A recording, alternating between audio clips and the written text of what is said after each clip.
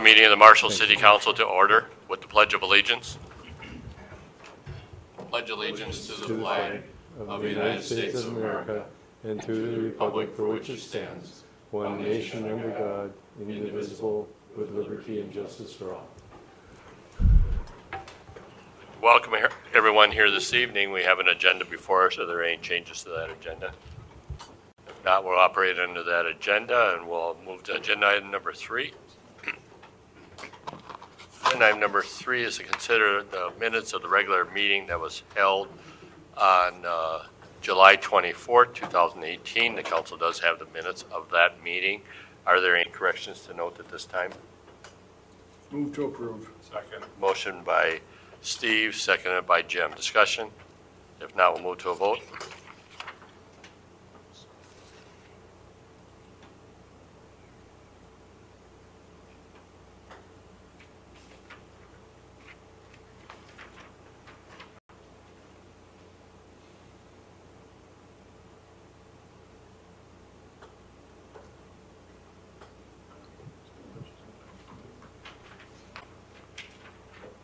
The motion passes. We'll move then to agenda item number 4.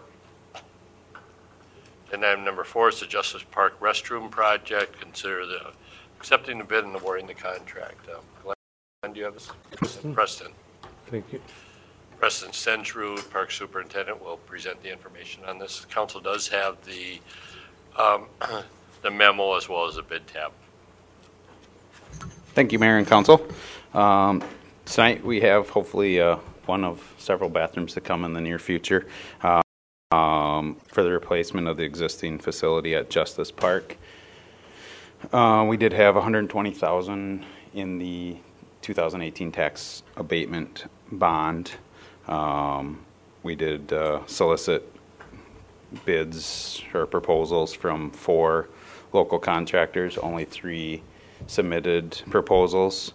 With the Duman Kuipers Construction of Marshall being the low, meeting all specs, and submitting a bid bond for $117,867.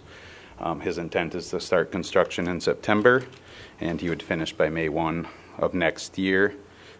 We did have in the proposal that if it was not complete by May 1, it's a $100 per day penalty, but he doesn't see that being an issue.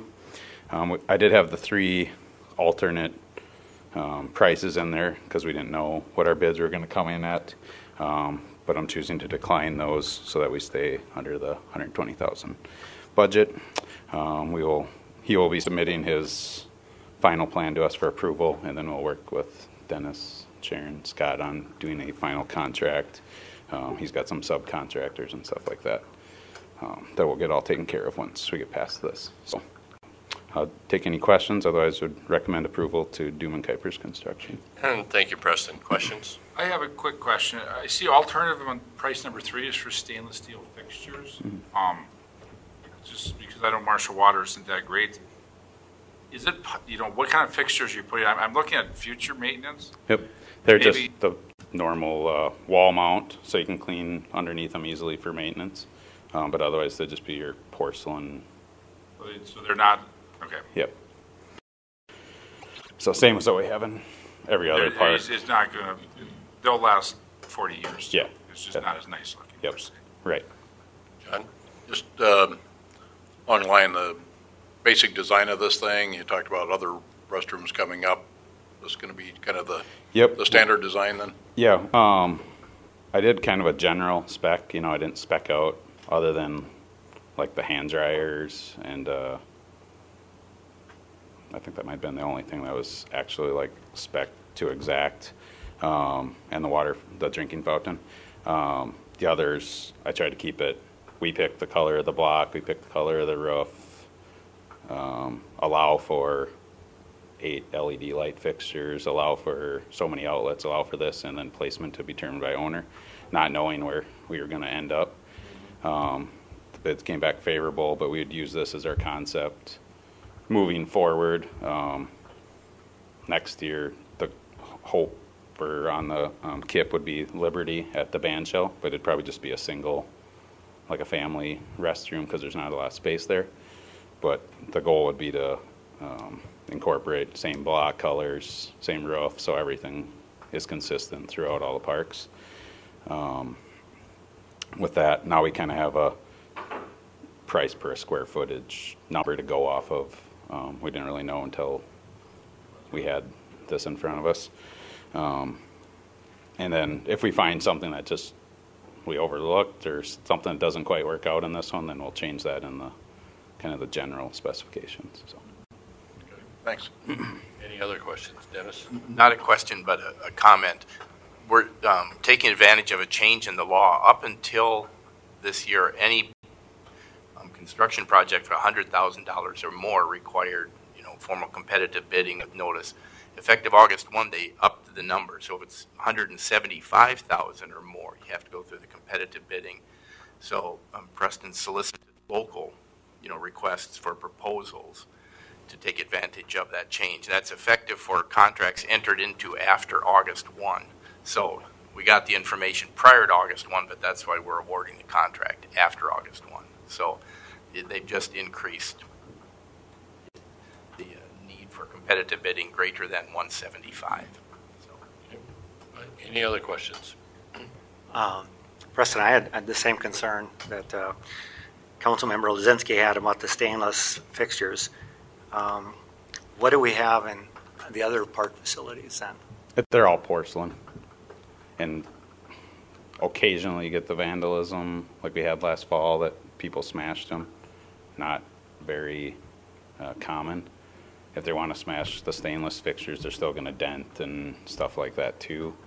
I didn't know what the price would be on stainless fixtures. That's kind of why I set it in there. So basically, there's 3 toilets in there. So each total, each toilet is basically $1,800 or no, $1,700, $1,600 more than just a regular toilet.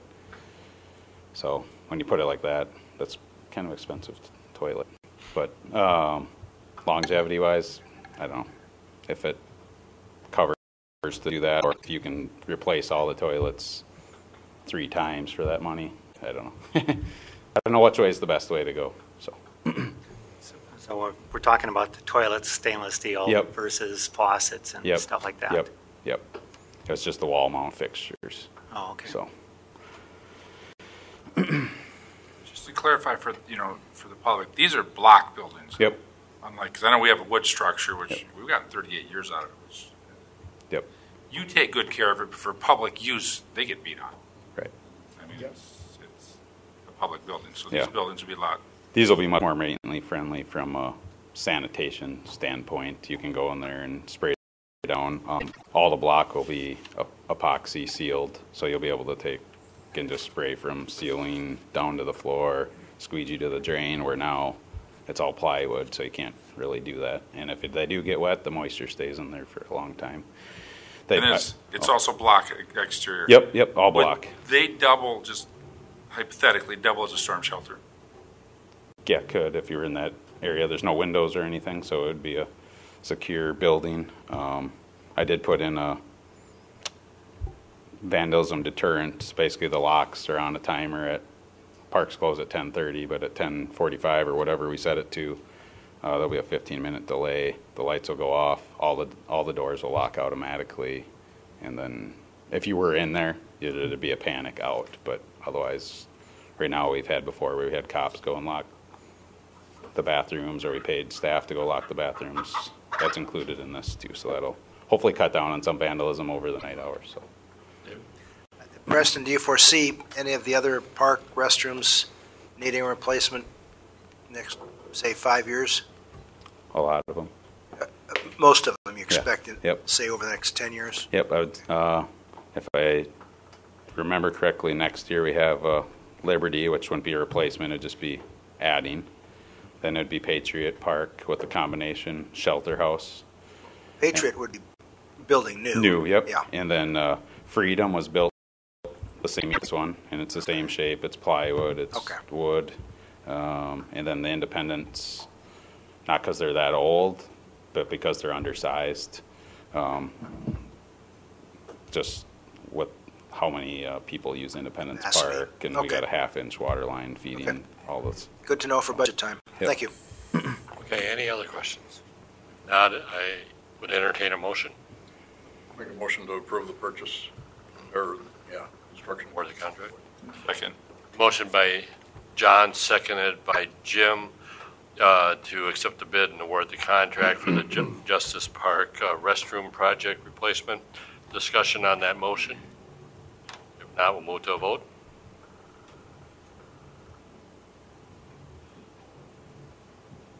Motion passes. Agenda item number 5.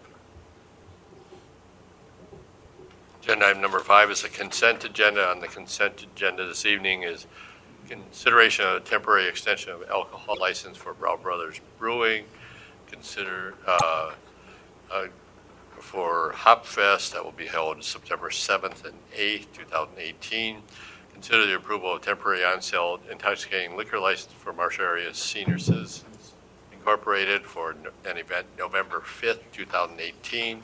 Consider the approval of the bills and the project payments on the Project Z45, East Lion Street, Jean Street, East Redwood Street, B Street reconstruction, the acknowledgement of the final pay request, number 9 with R&G Construction. Is there any item on the consent agenda any member of the council wants removed for purposes of separate discussion? If not, is there a motion for the items on the consent agenda? Move to approved. Motion by Steve, seconded by Craig. Discussion? If not, we'll move to a vote.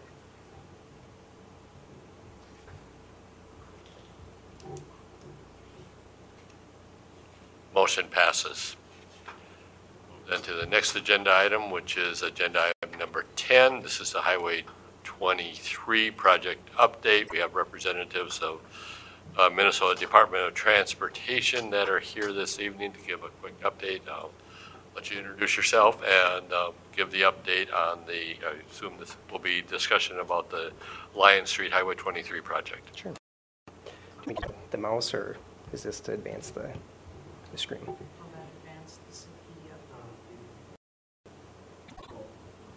Okay. And I can probably change it for you. Okay.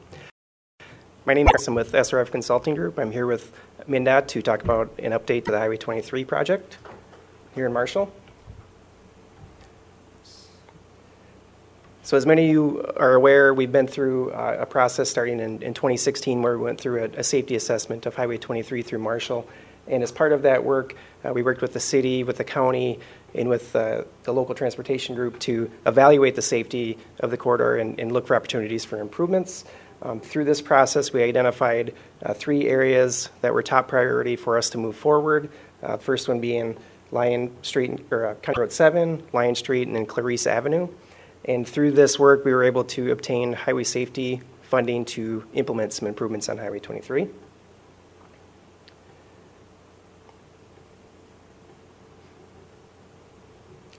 So as part of the original assessment done back in 2016, we did a large engagement effort with the community here to understand what their concerns were, understand, driving it day to day, what do you feel, what do you think we need to improve on. Also through that, we worked on education on what are the potential solutions that we could use on 23 to address the safety concerns that we have, but also really understand where their priorities are on the corridor, where should we be looking to invest money. Again, from that, County Road 7, Lion Street, and Clarice Avenue are the ones that rose to the top.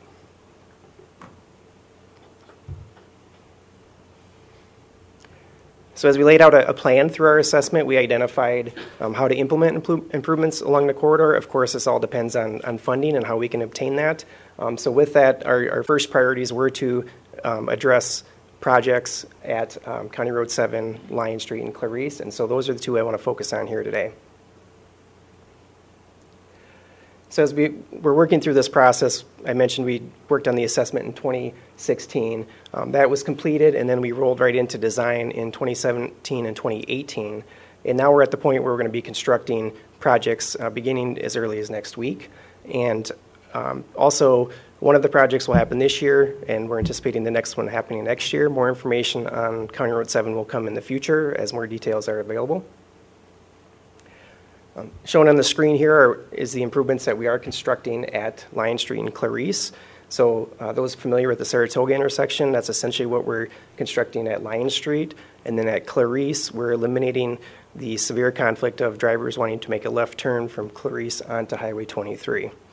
And so this project has been in the works, as I mentioned, since 2017 when we wrapped up the study and have been working through the design plans for that.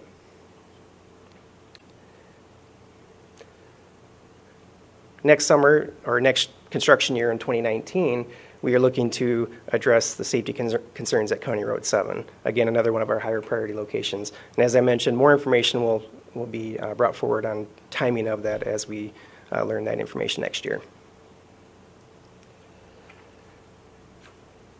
So as we know, the improvements are what we call a J-turn or a restricted reduced conflict intersection.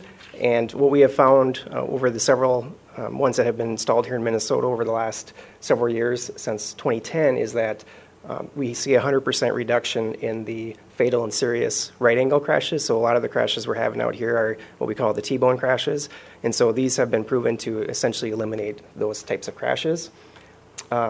Also, with these crashes, just the severity of them have gone way down. So these are an effective tool in reducing severe crashes.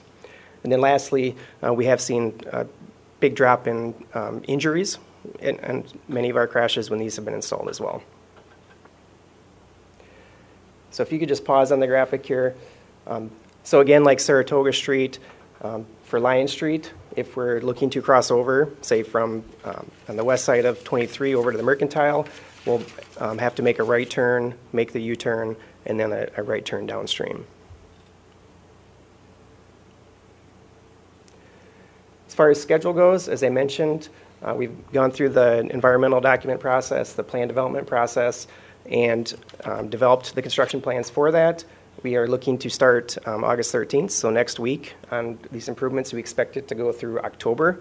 The website here will continue to have information as we proceed through the project. In a minute here, I'm going to talk about the detours, or the detour that we expect during a portion of the construction.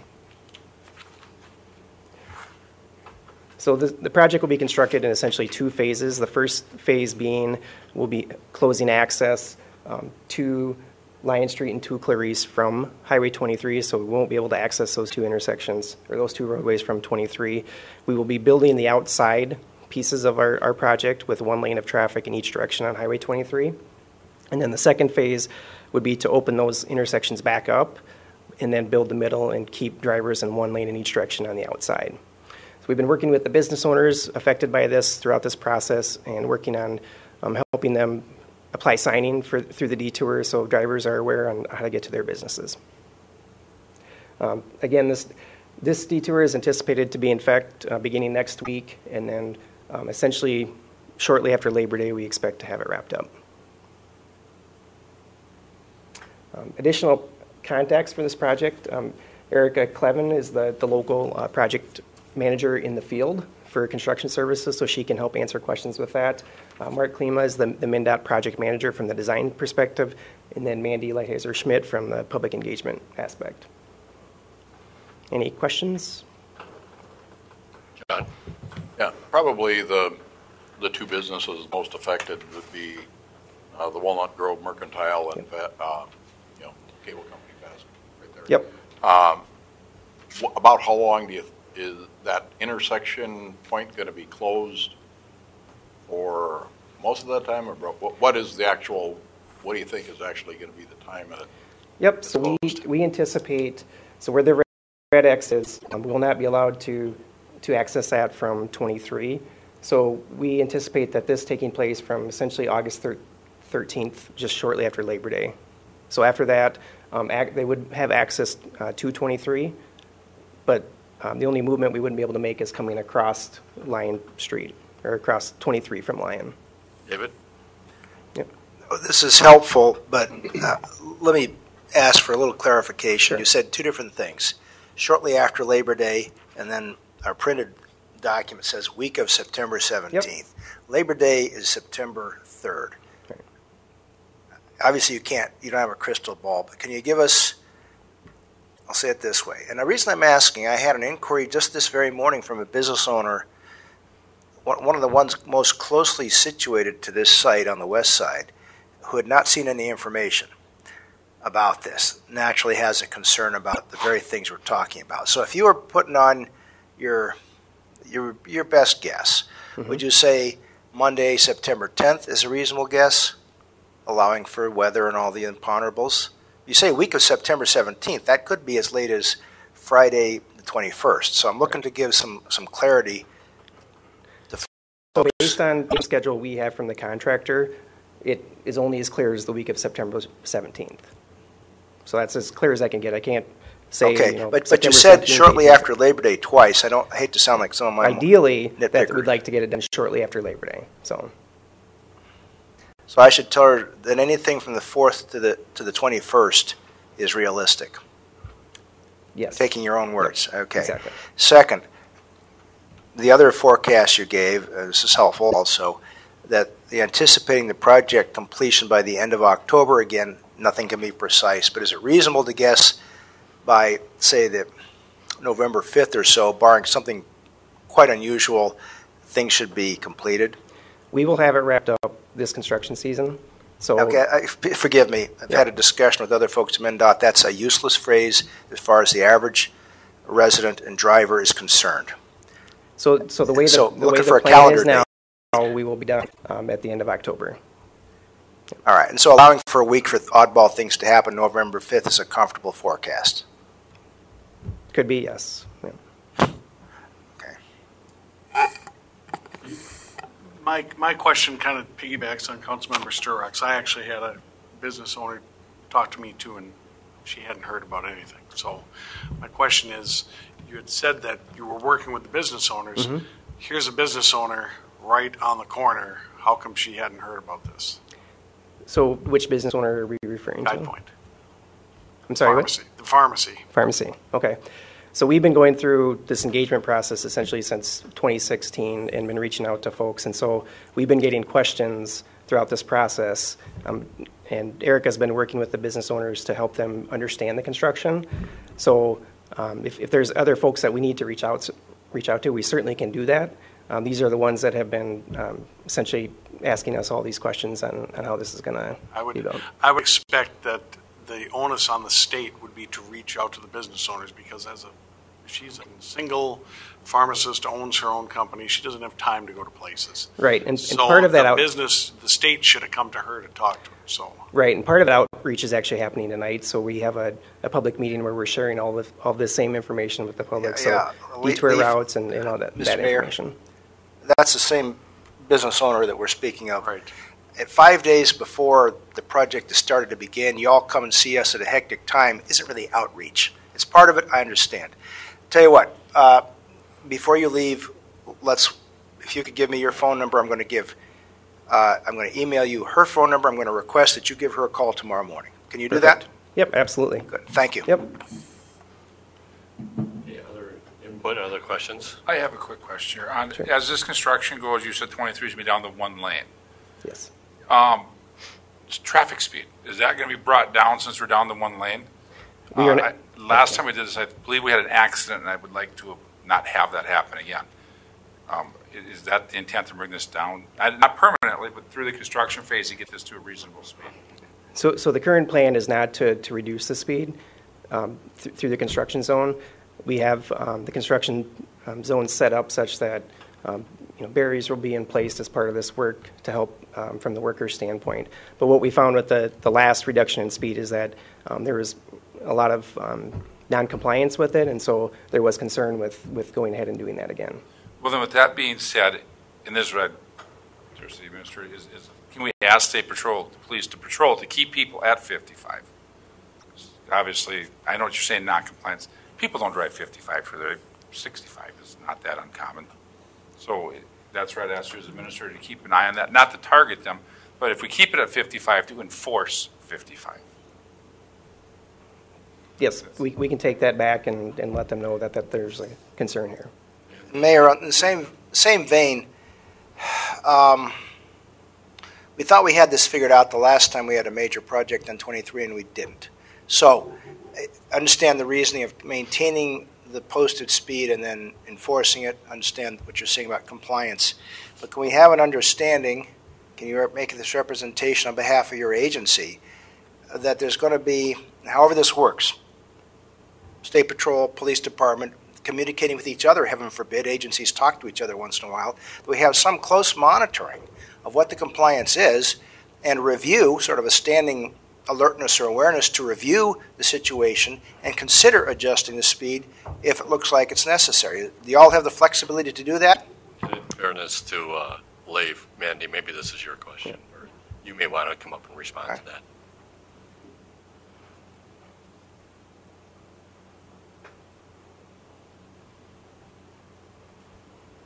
So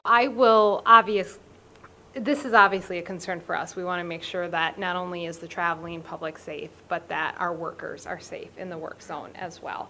And so one thing I want to mention with the concrete barriers is that typically on a concrete barrier, people are going to naturally slow down as well because they're going to feel crunched in and they're going to slow down. Both our lead inspector and our secondary inspector have committed to really watching what's happening out there in the work zone and communicating if they're seeing a problem. We work very closely with State Patrol. We don't have jurisdiction. We're not able to tell State Patrol what to do. However, we do have some flexibility to be able to help pay for additional monitoring if we're seeing things are happening within the work zone, and so we'll continue to have those conversations, especially if we're seeing that we're having an issue with speed in the work zone. And Mandy, the other thing to add too is there was reference to the previous project at Saratoga. Yeah. At the time when the issues really arose, there was still the crossover. That is not the case now. When the construction starts, the crossover will be eliminated. Correct. Right. Yes, thank you, Mayor. Any other input questions? Mr. Mayor? And I think this is what you alluded to, is that I know in a number of areas where they're leaving the traffic at full speed or, regular posted speed, they will put an officer at each end, just marked and flashing just to slow people down. It's an additional cost, but that usually tends to have people touch the brake instead of the accelerator. In tune to that, I know what, and I'll be honest, what slows me down is a big sign that says fines double in a work zone. And I believe that is the state laws. Yes. Right. Yep. That slows me down because I'm not paying $2. So, any other questions? If not, thank you. This is, obviously there's questions about this project as we go into this construction season, but the overarching thing is this is part of an overall safety improvement that was preceded by the safety study, which was preceded by the Saratoga Street improvement, as well as a pedestrian underpass between SMSU and the high school side, Red Baron Arena side. So this is a continuation of some real safety improvements that have been accomplished. And when the Saratoga Street Highway 23 project was completed, correct me, but I believe that was 2015. And of course, there was, terrible accidents, and since then, there's been none. So, That's good to hear. not even a fender bender since that time. So, Yep. so they are successful. So, and that's really the goal of MnDOT as well as the community is to not have any injuries or fatalities on Highway 23. Yes.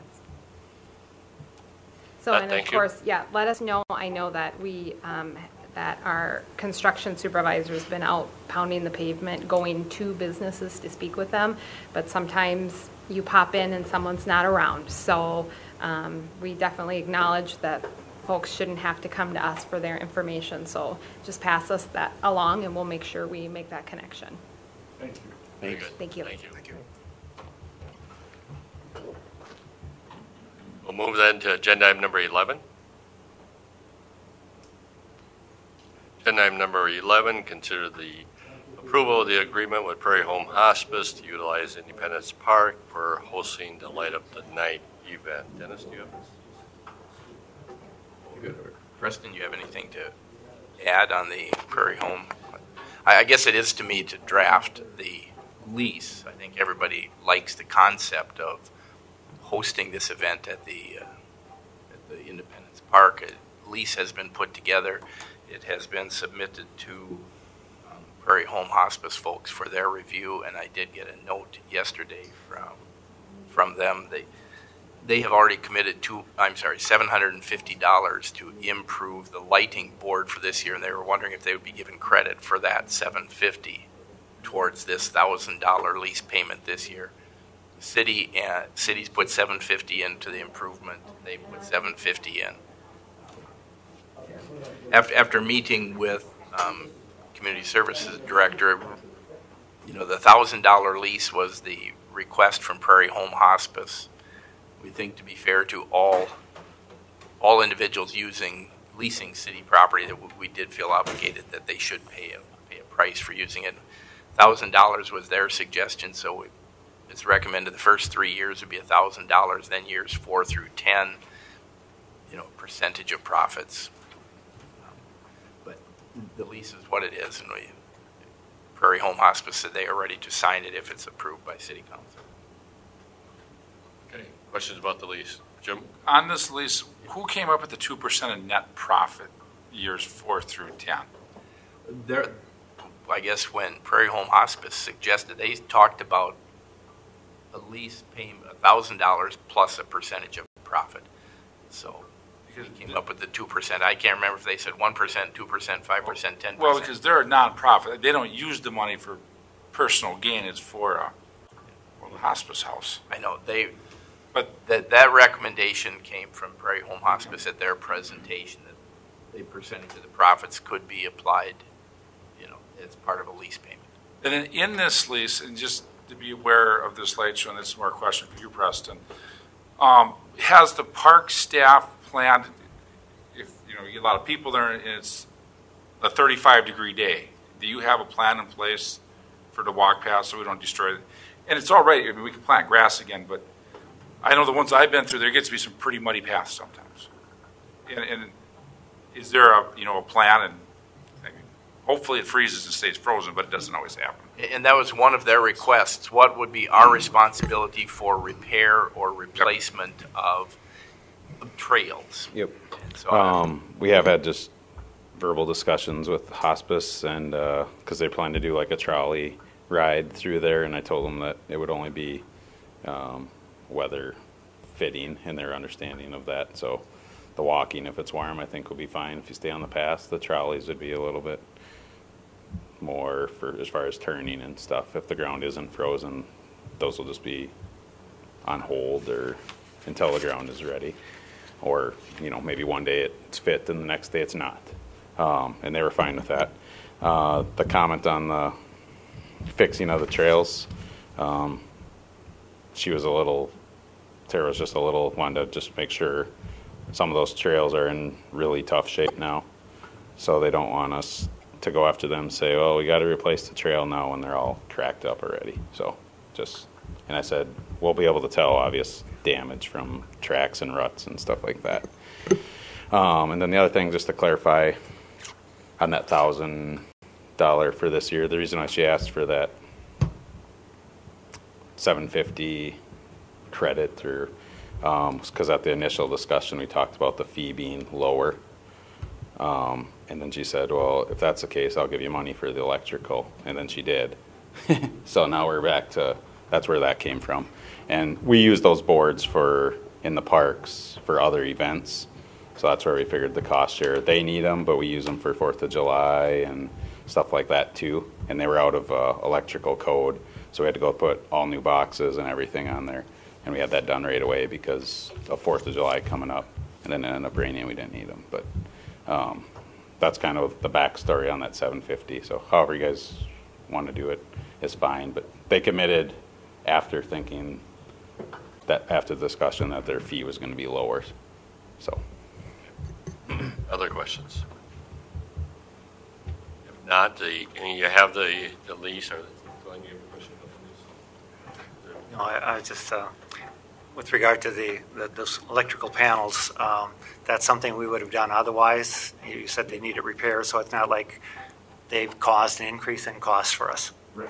We would have done it and just paid the full price. And then they said, by our previous conversation here, it sounded like their rental rate was going to be lower. So they said, well, I'll just give you that money to put towards the electric potentially getting the money for rent, but you can put it towards something else. So whether we want to forget that for this year and then say it's 1,000 from this year on, or they'll probably find either way, but that's where her worry, her thought came from. So the recommendation is to approve the lease and acknowledge that $750 has been paid that should be credited towards the annual lease for 2018. Mr. Mayor, question just of kind of a practice here as this goes into years 4 through 10. If this thing goes like it should, and I think we're very supportive of it because of what they do for the community, we could have the option to waive the 2% as a council as the contract goes forward if it was a year that wasn't damaging, and the 2% to me would kind of help cover if we had to do some patch, but it would always be our discretion. Okay. Other input? That said, I would be seconding Jim's motion that he's getting ready to make. Just going to make a motion to accept this. Thank you, Greg. And I'll second that with the condition that we allow the credit for the $750 already put forth. And I accept that on the motion. Motion by Jim, seconded by the council members Craig, to enter into this lease arrangement for this event with Prairie Home Hospice and acknowledge that $750 has been prepaid credited to the $1,000 annual payment. Discussion on that motion? One last comment here. So if the parties aren't satisfied, we have the right to terminate, and you could always renegotiate too. Thank you. Any other discussion on the motion? If not, we'll move to a vote.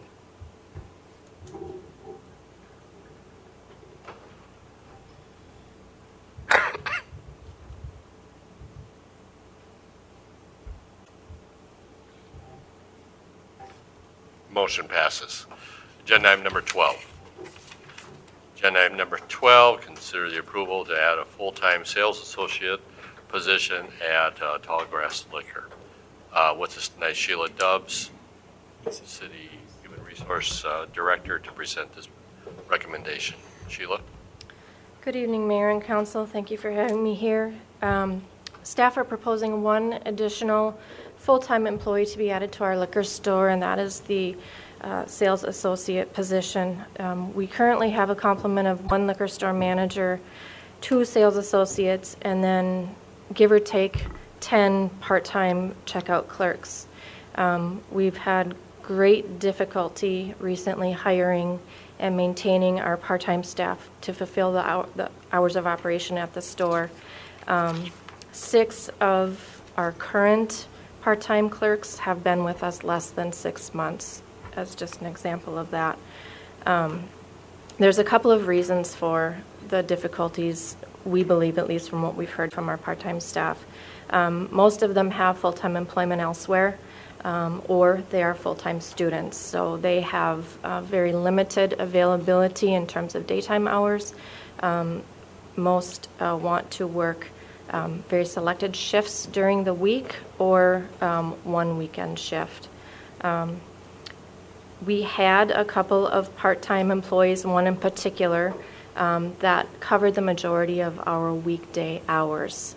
That was a long-term part-time employee, and unfortunately she relocated, and so those hours have been very difficult to fill with the remaining staff that we already have. I mentioned that some of our part-time employees only desire to work 2 to 3 shifts per week. They're very selective about the times and the dates that they're working.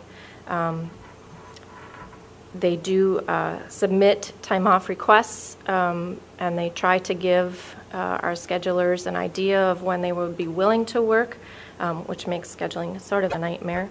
But when they do get scheduled, because we do need to fill the hours, if they're placed on the schedule, they will oftentimes call in sick if they're unable to trade that shift with another employee. So that creates havoc when we have a lack of coverage. And for employee safety, we do try to keep a minimum of 2 employees working at all times together. And so if someone calls in sick and they're the only 2 there, someone else has to cover that. So it's a scramble to fill the shift. And that definitely impacts our operations. I did a little historical picture of this, and I did put this in your background materials just so that you kind of see the trend. In the past 10 years, we've hired 35 part-time employees. Over half of them worked for us less than 2 years. And some of that is because we hire students from SMSU. They graduate and they move on to either full-time employment or they move outside of Marshall. 11 of those 35 have worked for us less than 6 months. And like I mentioned, 6 of those have been hired just within the past 6 months for us. So we've got a relatively new workforce at our store, and we're experiencing difficulty filling the shifts. It also affects the morale of the employees that are showing up, which we don't want to have happen. We need to have a customer service orientation with all of our employees, and when they're covering other people's shifts and taking time away from their other employment or their families to do that, it can be exhaustive, and we want a pleasant experience for all of our customers. So it's turning into a very negative situation. I have had the part-time clerk posted since May on our website and social media continuously. And we've also done postings on the Marshall Area Chamber of Commerce website, and they do some Friday newsletters which go out to the entire business community. We do several of those as well. So we do continue to receive some applications, though not in the numbers that I would have hoped. We have a total of 14 so far this year, which to me is fairly low. And unfortunately, the majority only want evening or sporadic weekend hours. So we have, again, the dilemma of no one to cover our weekday shifts. I did speak with a human resource director for the city of Hutchinson today as we were doing some wage comparisons, and she indicated that they are also experiencing the same thing. Very, very difficult to hire part-time clerks. In fact, they're looking at possibly changing their pay rates to attract more, but they're not sure if that will be effective or not. Today, I'll hand this out. I did just a couple of calls to two communities that we compare with in terms of liquor store operations, and that would be Hutchinson and Worthington. And I asked for their complement of staff that they have and the wage ranges that they pay them, just to see if we're aligned or unaligned to that. And so you can see the sales associate position where we're at. The $18.02 is our minimum pay rate. Hutchinson is paying $21.41. That's a full-time position. And then their clerk supervisor is at $21 flat for the city of Worthington, and I believe that that's their comparable to our sales associate position. For the clerk positions, we're at $10.38 an hour for starting, and the liquor store sales clerk in Hutchinson starts at $11.06, and for Worthington, they start at $10 an hour for their part-time, but their full-time start at $16.49. I think we're starting to see a shift with that part-time, and more cities will need to deal with what to do with that long-term. But in the meantime, we have a store to operate, and we have a great gap in shifts to fill, and we have turnover anyway with our part-time staff. So the full-time sales associate solution, in my mind, would aid in reliability and efficiency for our store operations. Reliability in terms of it's a 40-hour employee that we know is going to show up, be well-trained, and do a good job for us. And in reliability, to take some of those additional shifts that the part-time staff are just simply unwilling to take, and that includes holidays, it includes Sundays, it includes evenings, Saturday evenings, when generally our part-timers don't want to work the undesirable shifts. So Sharon may have additional information to add here, and I'll help answer any questions as well. Mr. Mayor and Council, just to add a little bit to the financial picture, when it talks about a potential cost of $64,000 and $53,000, we have to realize that the full-time person would be taking some of the hours of a part-time employee. And so you would need to then subtract about $20,000 from that impact of that cost. So you're looking at a true impact of $30,000 to $40,000 versus what you see here. One of the things that we talked about at Personnel Committee a little bit is should we delay and bring on the new liquor store manager and do an evaluation at that point. But just in discussions with the scheduling and current staffing, we did have John Schrader at liquor store, full-time employee at the personnel, and he's here tonight to also answer questions regarding specific scheduling. We felt that there was sufficient information to move forward and make a recommendation to council to accept or approve a full-time sales associate. Ideally, we would have posted at the same time as a manager, but we obviously had to go through the council for approval. And I will defer to John if there's questions on specific scheduling. Okay. Councilman DeKramer, you have a question?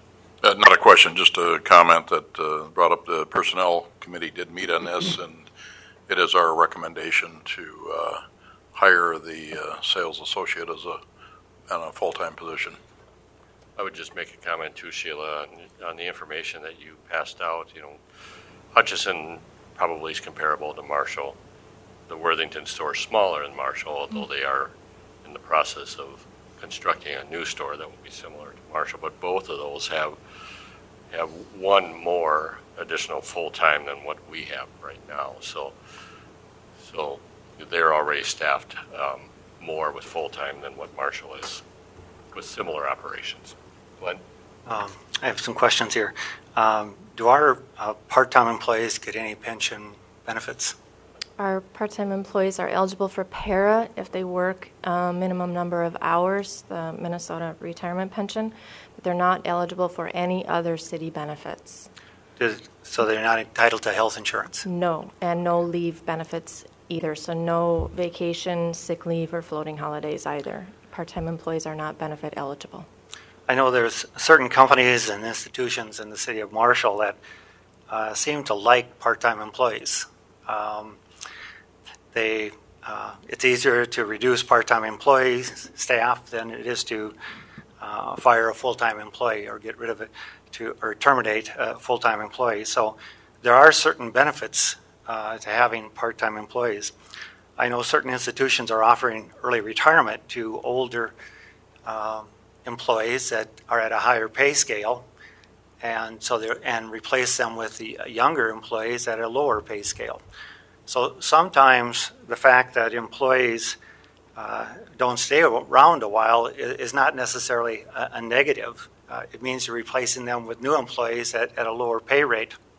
I think when I was doing some analysis here, if you're a full-time employee, at this position, you start at $18 an hour, but you go to $24 an hour, which is a 33% increase in your salary over a number of years. Over 6 years. Right, over 6 years. Mm-hmm.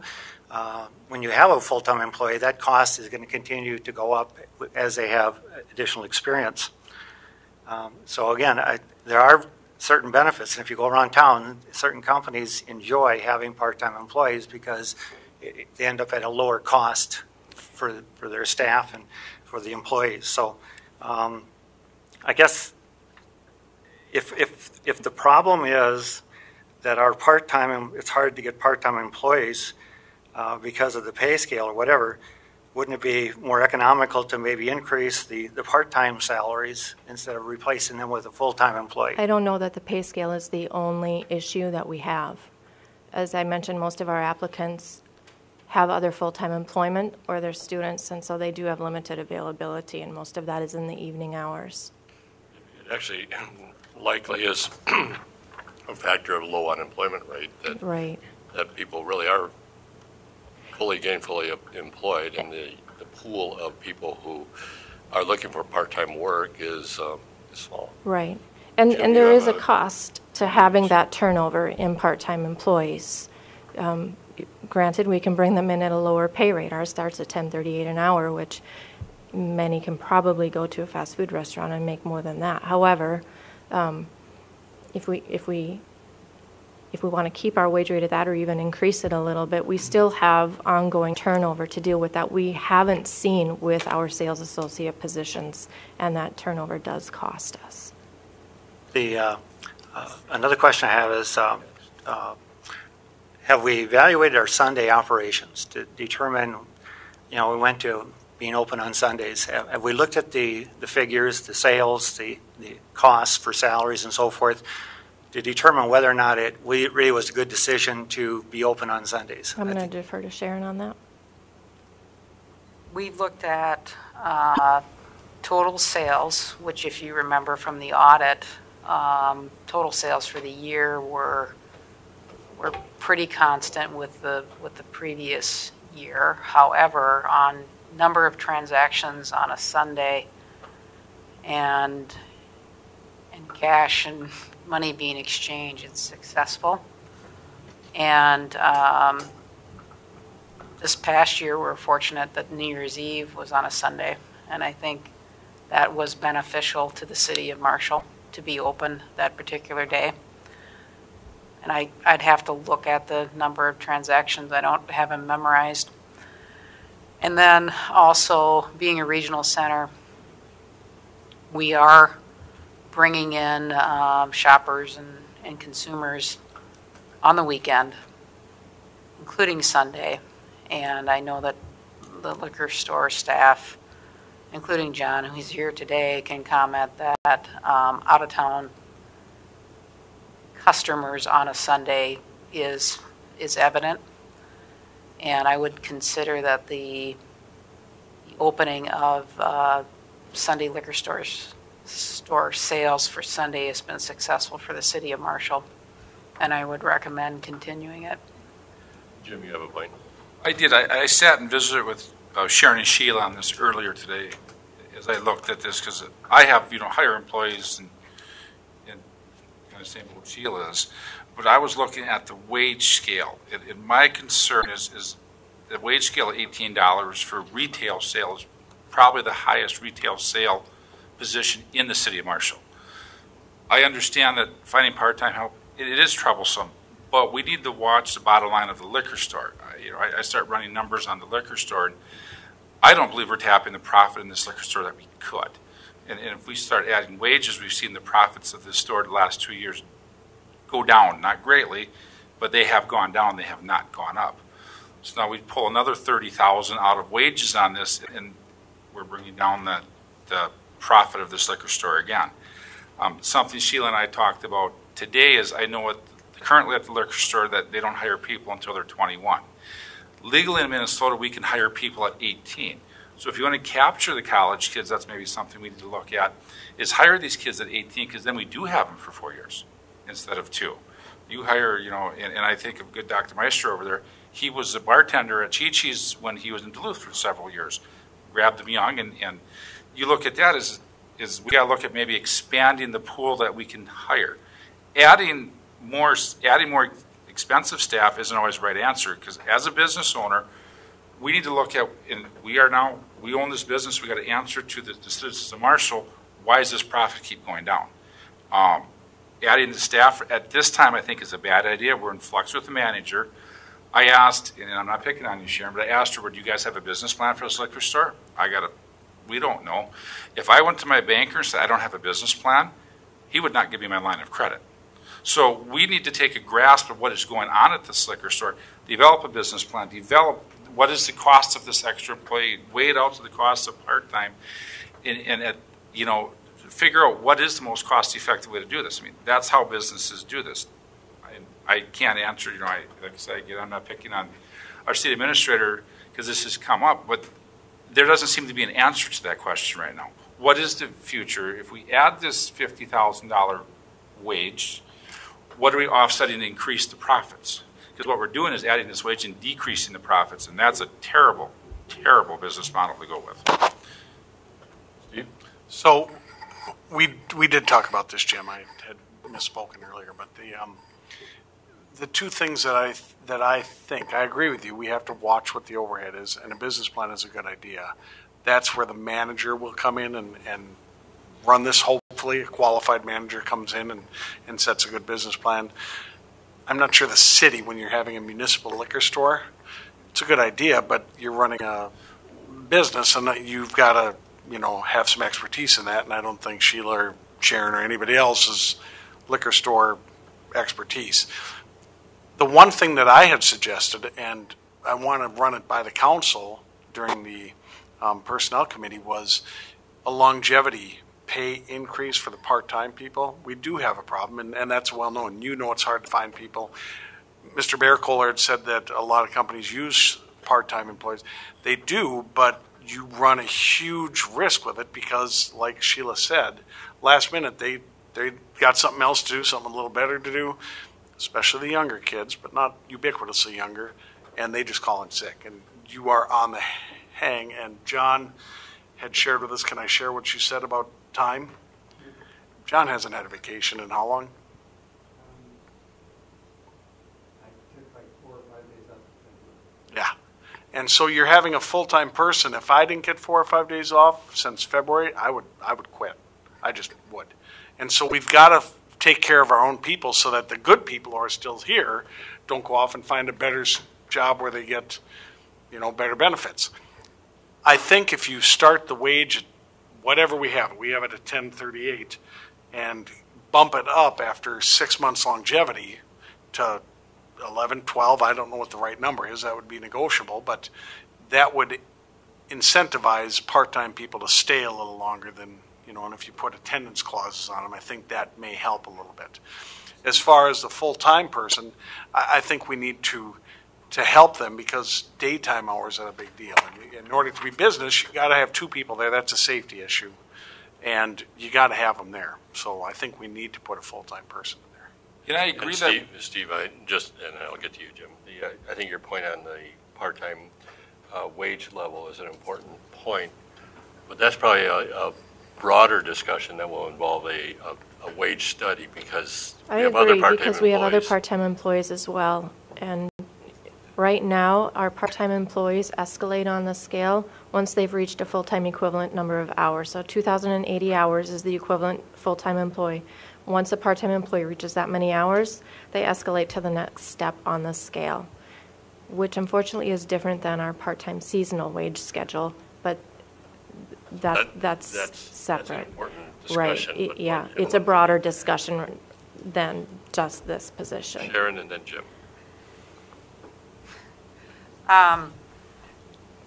One of the comments from Councilman Lazinski today is we're operating a business and, the cost of adding a staff, which granted we're working through the budget and levy and I'm very familiar with personnel costs. It's a huge impact on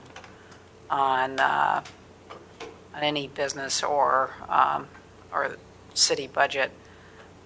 But, typically the question is, would you operate a business this way? No, I wouldn't operate the business this way. I would add staff. I think in a lot of functions in government or in the municipal liquor store, we limp along, and I know why.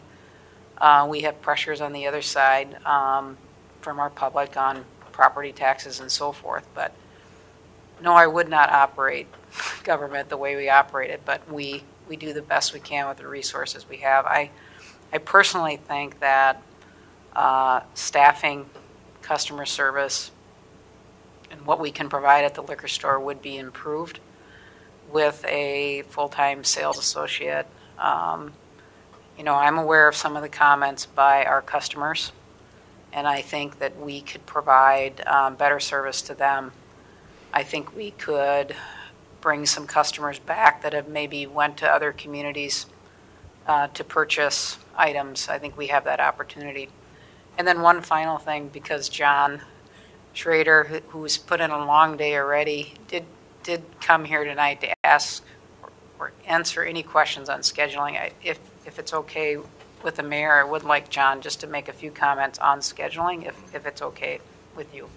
John, are you comfortable coming forward? John Schroeder is our one of our full-time sales associates at Tallgrass Liquor. Right now, we have 2 full-timers, and I think it's irrelevant, the question that we have, that we're without a manager, because in a month, we'll have one.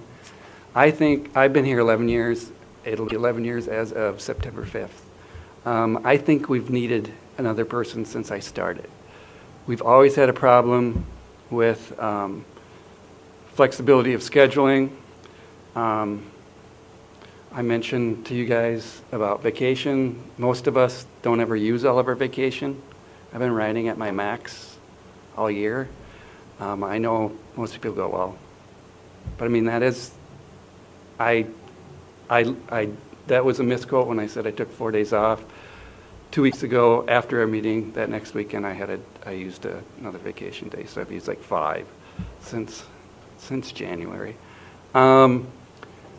But other than that, I think one of the biggest things I want to bring up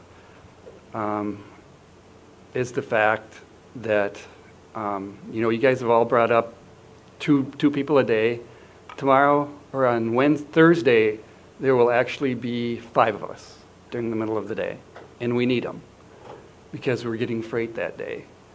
And then on Friday, we usually need at least 3 during the day, and that's not including the manager, and that's including Sue, who really should be in the back room because she's data entry. I'm the only one that's really my responsibility. Mainly it's the floor in the back room, and with the help of the manager and part-timers doing the cooler. And then the fact that we're open another 7 day or another day. I actually, honestly, I've only worked 3 of the Sundays, but that's because, and I think Sue's done 3 now, including 1 the other day, because we couldn't find anybody to work that Sunday, even though we had it filled, and then she ended up having to work. So if I'm used that Sunday, I can't be used the other 5 days or the other 6 days. So I usually don't work those days. And I think if we get another full-timer, I know we talked about it, I think that person would rotate with maybe me more nights and then probably rotate on Sundays. I don't know how that affects, we don't get paid overtime on Sunday, correct? Correct. And then you guys mentioned holidays. Holidays that's always been a problem for holidays, even Veterans Day and stuff like that. Our previous manager usually didn't want to pay overtime, so we usually had that day off. So that also adds to a flexibility issue because, I don't know, even with the full-timers, we have an issue. There's also other times, along with the holidays, graduation, probably from the middle of April to the middle of June, we're busy with graduations. We usually quite often need an extra day on, another person on quite often from noon to about 6:30 on Fridays and Saturdays, just because we're busy those days. There's also, we're also busy on certain college events like Hawaiian Night, homecoming, and only having 2 full-timers and 1 manager whose responsibility is not to always be on the floor. I can tell you that without a manager the last 6 weeks, it's been really hard for me to be on the floor. So there's really only 2 people right now, along with the the part-time staff. And I don't know if you shared with them the information that we saw from like Cambridge.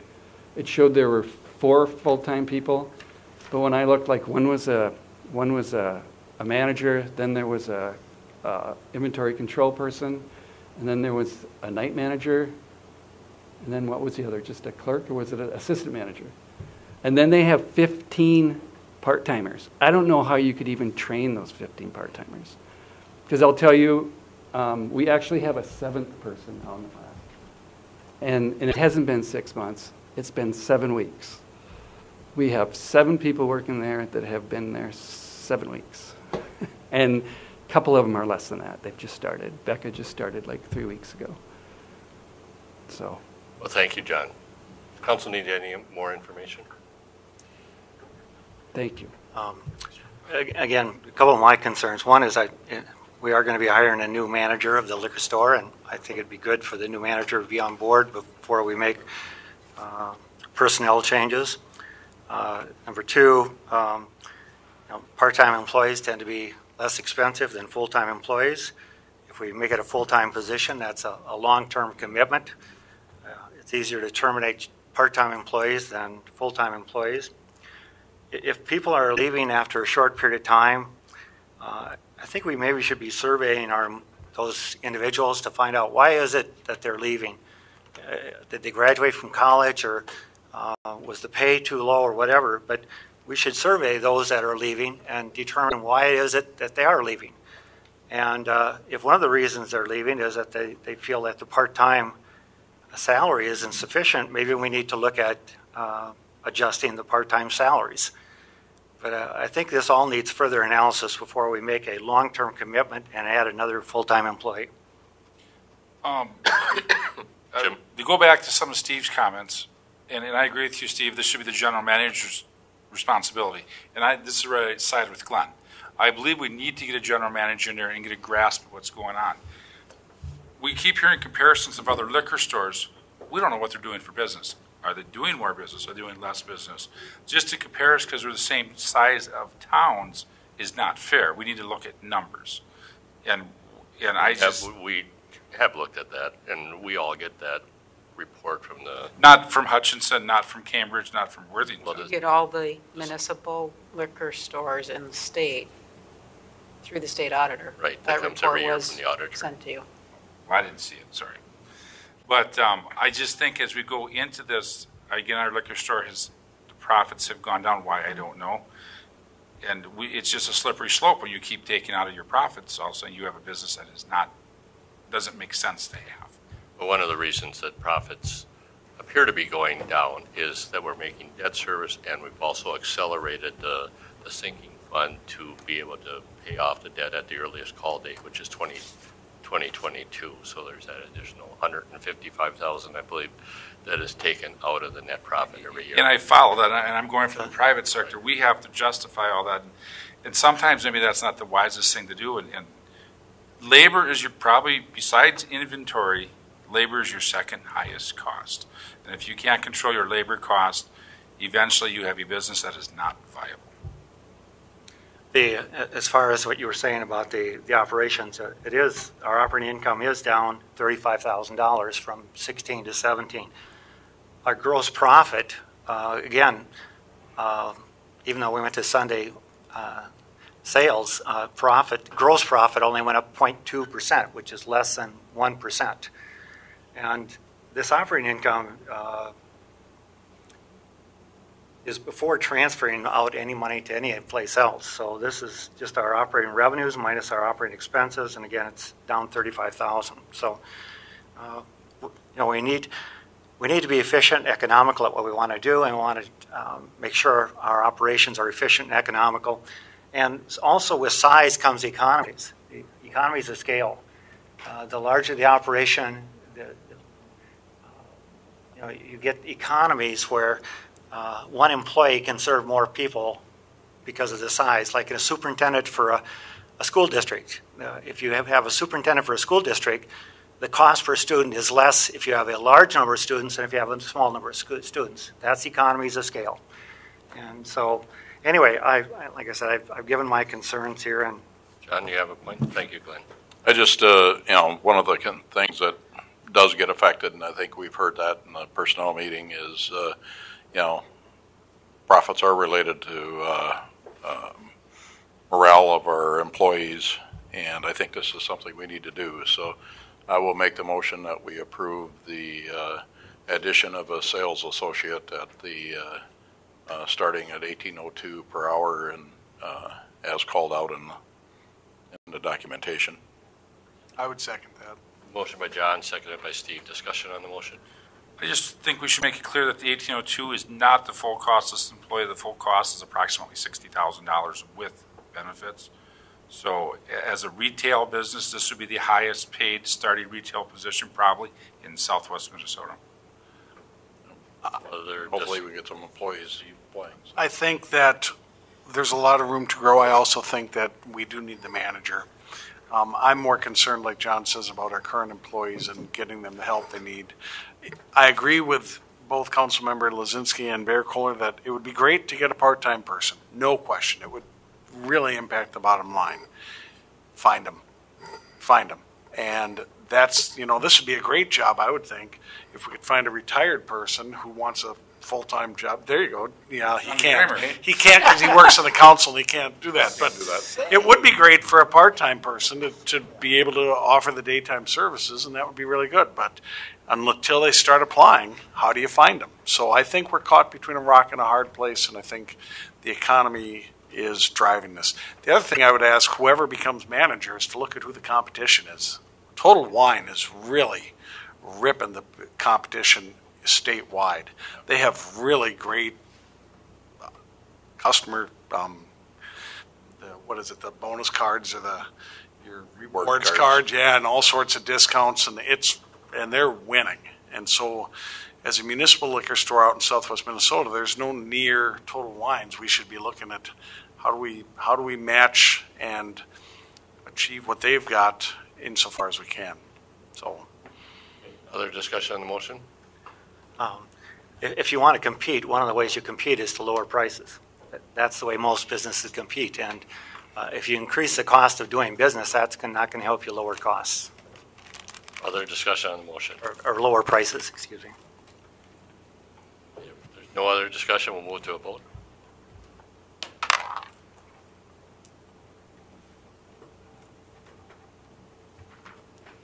Motion passes. Thank you, Sheila. Thank you, John. We'll move to agenda item number 13. The election equipment utilization and storage agreement. Kyle, you have this? Thank you, Mayor and Council. The reason I didn't put this on consent tonight, I just kind of wanted to draw attention to the upcoming election next Tuesday. I just wanted to put that out there for everybody. This is a election equipment utilization storage agreement. The county has purchased new election equipment. The attached photo is what we would be storing. It is just the non-mechanical portion of the equipment. The electronic portion will stay at Lyon County along with the other equipment. We will just be storing the bins. We did this with the previous equipment, so this is essentially a new equipment and a new contract. Any questions? I have a quick question. And I'm fine at the thing. Mm-hmm. They all talk about election tampering. Mm-hmm. Are these hooked up to? No. So there's no way these could be tampered with? No. Just my information, thank you. Other discussion on the motion? Where do we store them, Kyle? There's currently, they would be stored in the basement of the City Hall. Municipal building. We're talking too fast. For you to say. Yeah. Thank you, sir. Any other questions? The agreement talks about secure location free from environmental hazard. What's the environment? Is there a reason for that's in there? Yes, there is. I did go over to the county last week, and they've had experiences of other cities in the county keeping their equipment in pole barns and near chicken coops, and just keeping the equipment clean and maintaining it, and that's kind of the purpose of this. David? Well, one consideration, I'm not terribly worried about the environmental hazards in the current building, but when we do get to the point of renovating, we'll have to have a very specific understanding of where the temporary storage will be for these. And that discussion was had as well, and they might just go back to Lyon County for that period of time. If they've got the flexibility, that would be good. Okay, yep. Thank you. Yep. I'll proceed with a motion to approve this agreement with Lyon County. Second. Motion by David, seconded by Jim. Discussion? If not, we'll move to a vote.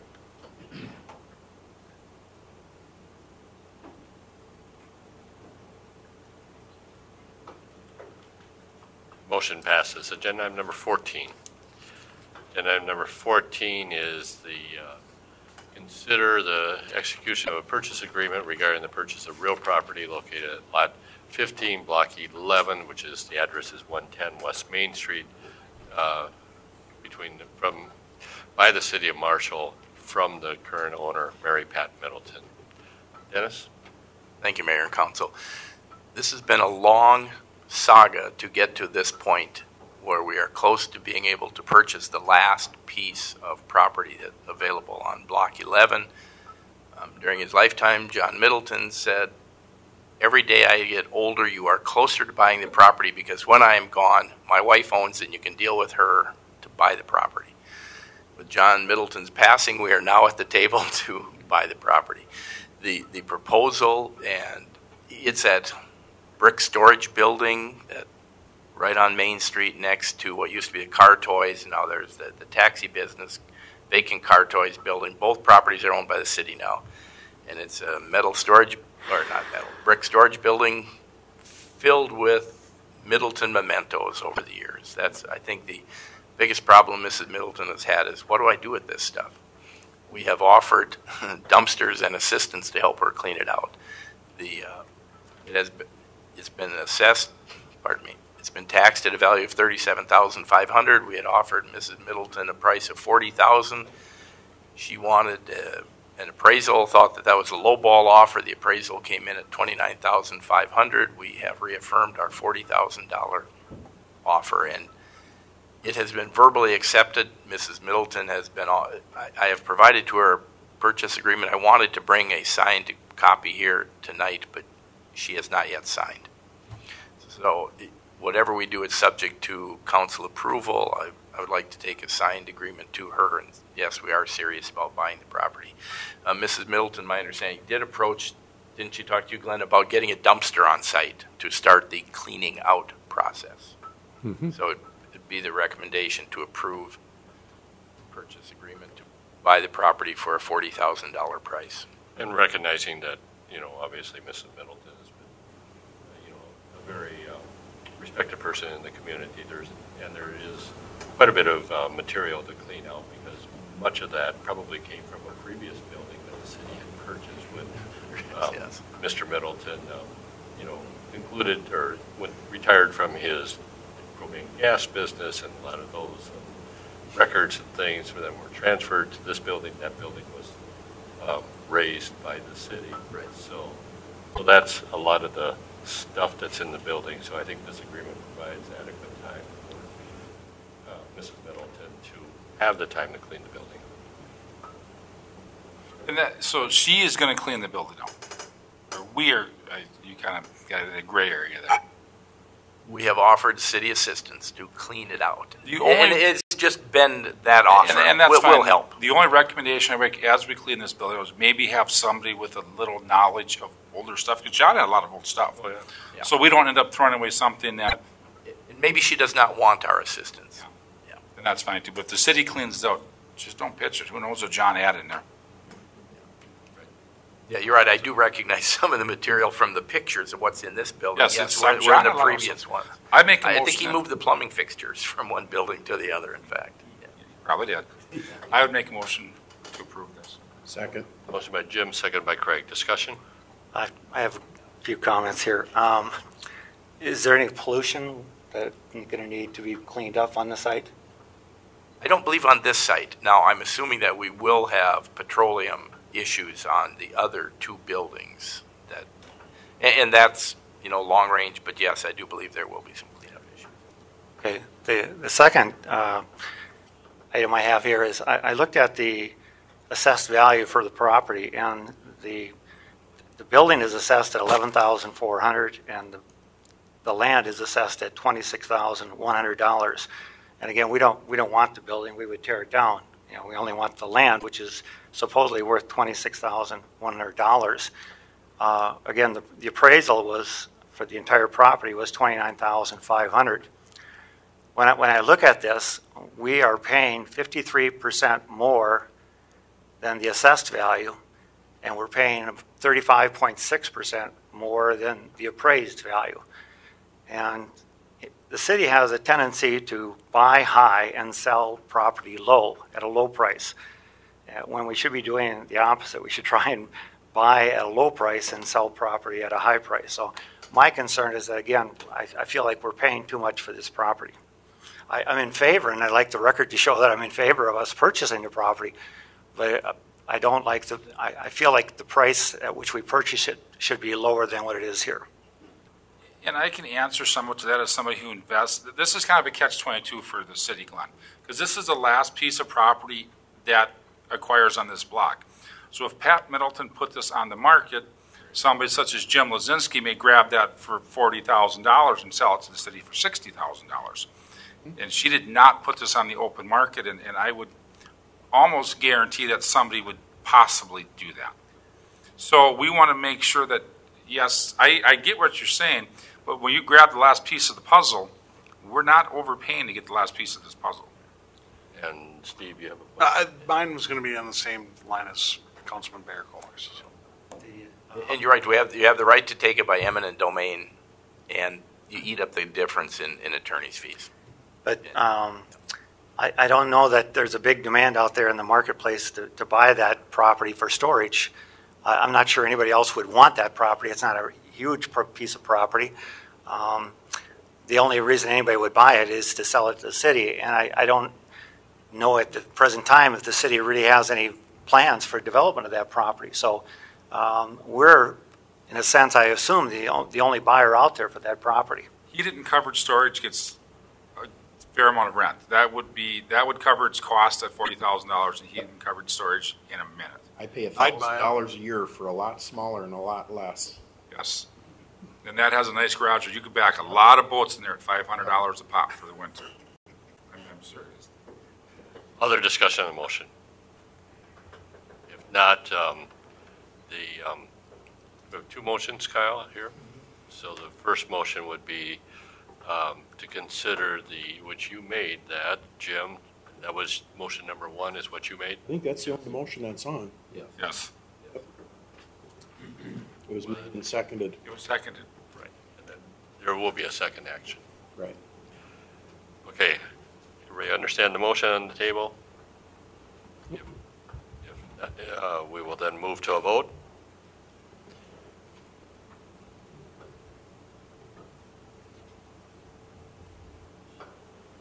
Motion passes, and then the second action would be the resolution. Second action is the resolution about where it's going to be funded from, and that's the old TIF fund. I move the resolution for Second. Motion by Craig, seconded by John. Discussion? If not, we'll move to a vote. Voice vote. All those in favor say aye. Aye. Aye. Opposed? Nay. Motion passes. Kyle, you have the 5-2. Then we'll move to agenda item number 15.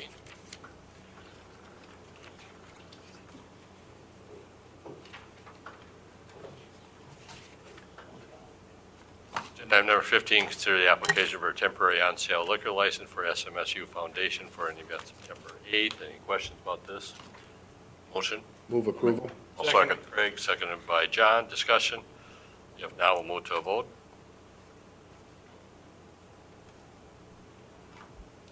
Motion passes. Agenda item number 16. Agenda item number 16, Council Board Liaison reports. I have none this evening. Craig? None. Steve? Community Services Advisory Board did meet. The takeaway from that was that we have an extremely successful community services. The numbers are over last year's numbers by quite a bit. The pool is actually doing well despite the adverse weather, so it was exciting news to hear that. So, and good things coming in the fall. So, and our economic development did not meet, and Cable Commission did not meet. Okay, thank you, Steve. Glenn? Housing Commission meets next week, and the Planning Commission meets tomorrow. John? Mine did not meet.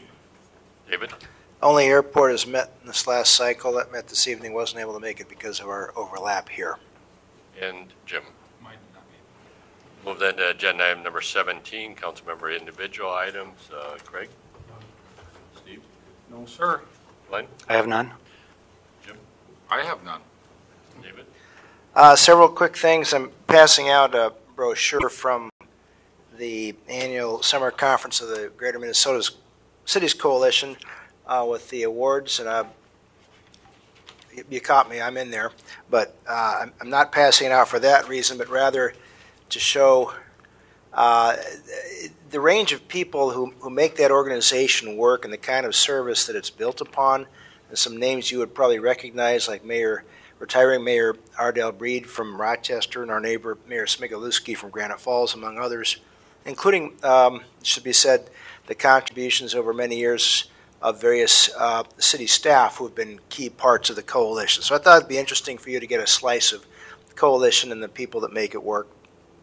And it was an interesting conference, learned a number of things, including a couple of items I think we might thoughtfully consider here, as I'll try to get those shared when we have some time. Continue to keep in touch with the Broadmoor Valley Residents Association. They've had another meeting, and they're planning a resident-driven cleanup of the park on Saturday, September 1st, and the management is completely supportive of that, and it I think will be a major step forward in just the setting and appearance and perhaps general morale of the park. They also plan to be present in the Sounds of Summer Parade later this summer, and I think that's a significant community contact for them. On July 31st, I had a chance to attend a couple of meetings in the region with transportation generally and discussion in particular about the Corridors of Commerce program and how we modify it or restore its original intent with some perhaps legislative action next year, and also enjoyed attending the ice cream social hosted or put on for the city employees last week. Thank you. Thank you, David, and thank you for your commitment, dedication, and involvement in the Coalition of Greater Minnesota Cities. John? No. Okay, then we'll move to agenda item number 18. Agenda item number 18, staff report, starting with Sharon Hansen, City Administrator. Mr. Chair, Mayor, and Councilmen, briefly, I did get an opportunity this last week to visit with the Tracy and Cottonwood City Administrators. We were unable to have Minneota join us due to a public meeting that she had that evening, but it was just a chance to connect with a peer in Lyon County, and we talked about EDA and flood response and other general city items, and I think we can share information between each other, which will be really helpful. So I was impressed by both Cottonwood and Tracy and look forward to another meeting. Maybe quarterly, we'll have to see how our schedules work. Also related a little bit to the flood, we still are getting comments and feedback from residents on their needs.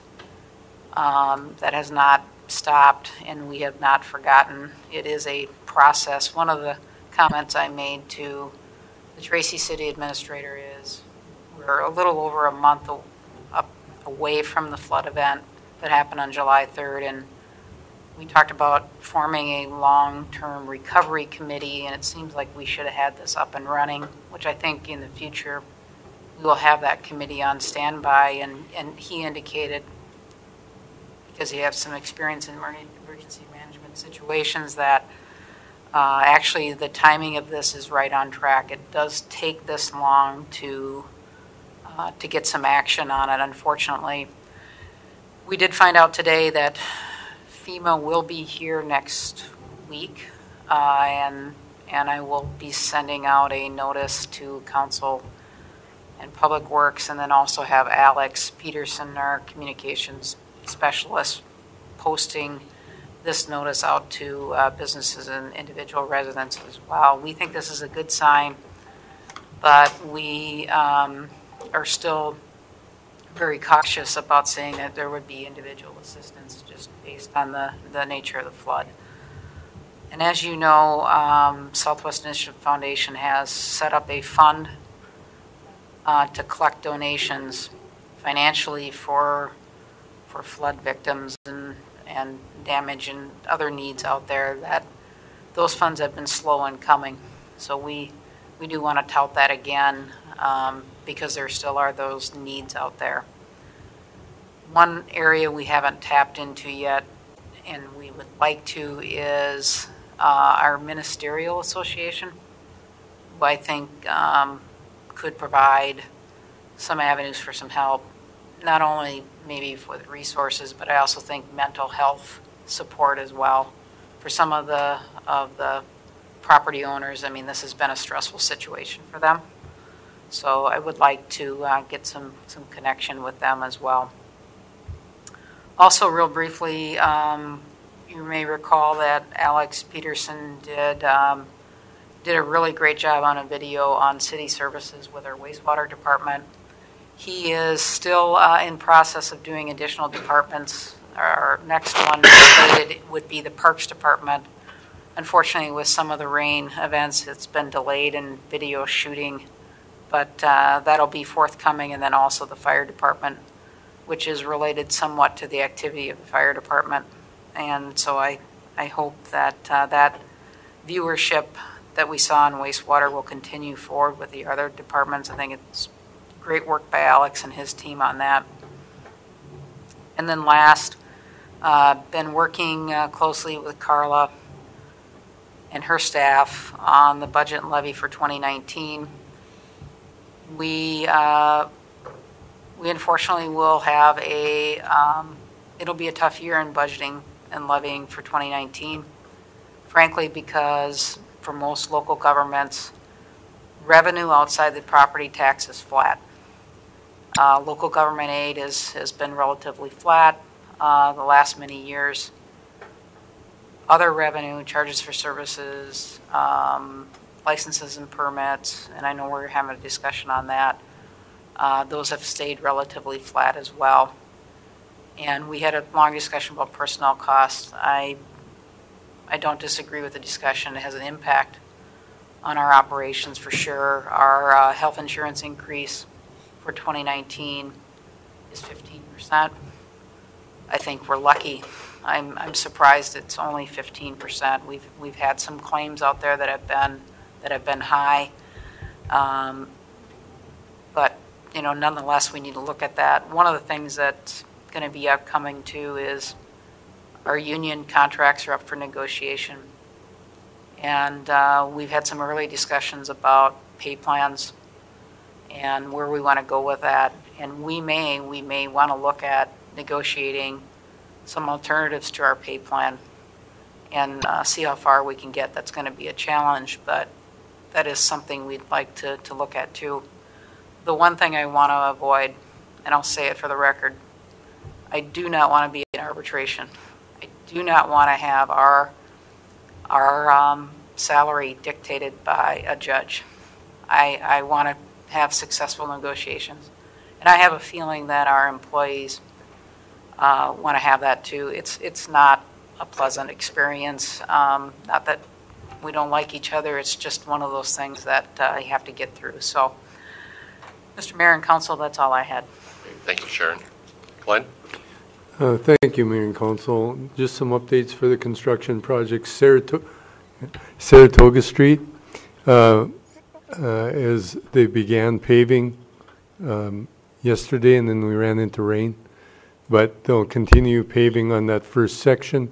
We intend to have from Southview to C Street completed and open prior to school starting. Okay, so that's a kind of a big issue.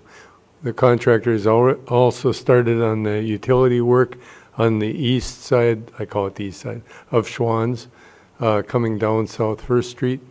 They will continue there. We planned on closing the area south of Schwann's from College Drive to A Street due to the bypassing of sanitary sewer from the middle of the street just to the southeast side of Schwann's corporate. We do plan on closing that, but leaving an area open for local traffic only, so they can get through there, and we'll cone off that area that we've got right around that manhole. We just don't want all traffic to be coming through there, but we'll do whatever we can to keep it open for local traffic. So that project is coming along, I think, very well. Looking at what kind of rainfall we've had over the summer. Marguerite and South Bend coming along as well, getting ready for paving on that. So that should be, the intent was to start paving on that this week as well. So the contractor's in town. He's actively pursuing the asphalt work, and hopefully that'll continue. Commerce Park, the grading work is probably 95% complete, with the remaining portion, the deep drainage pond on the northeast side. It's a very large stormwater detention pond. We have significant excess dirt. We are working with the Merit Center group on stockpiling excess dirt for the potential of being able to use it on the adjacent property.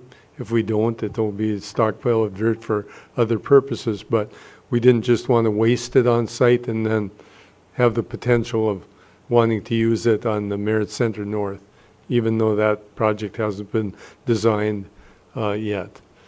So that's what we're doing. You'll notice an excess stockpile being placed on the Merit Center property on the northeast side of the Commerce Park area. Working with MnDOT on the improvements on Highway 23.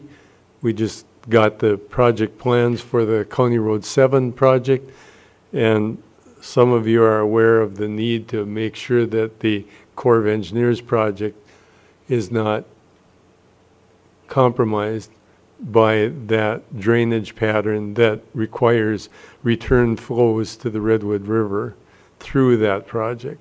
So that's something we brought to their attention, and we don't see it in the plans yet, but we'll work on them with that. That's all I have. Thank you, Glenn. Dennis? I think we've taken care of everything that was of pressing needs tonight. Thank you. Move then to agenda item number 21.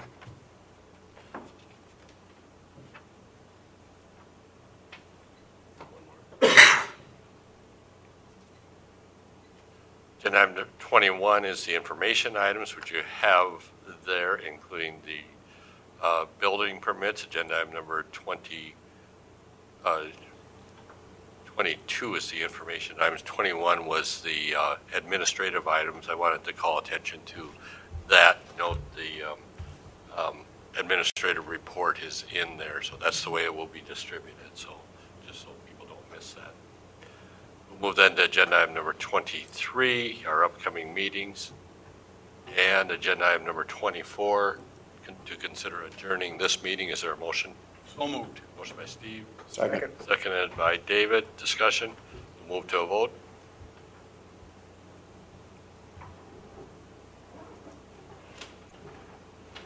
Motion passes. We're adjourned.